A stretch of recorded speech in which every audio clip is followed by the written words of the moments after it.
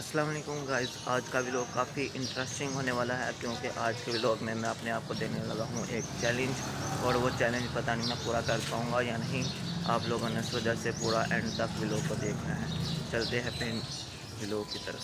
اچھا تو guys, challenge جو ہے وہ میرا یہ ہونے والا ہے، یہ جو پارک ہے اس کے ارد گرد میں نے 2 چکر لگانے ہیں بھاگ کر۔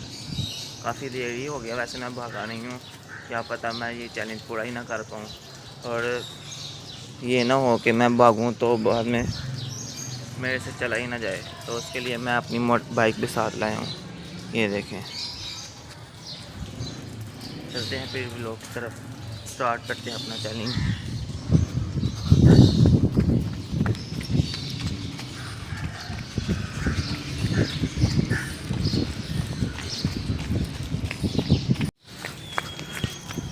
گائز ایک چکر تو میں نے لگا لیا ہے، لیکن اب مجھے لگ رہا ہے میری بات ہونے والی ہے، لیکن چیلنج پورا کمپلیٹ کرنا ہے۔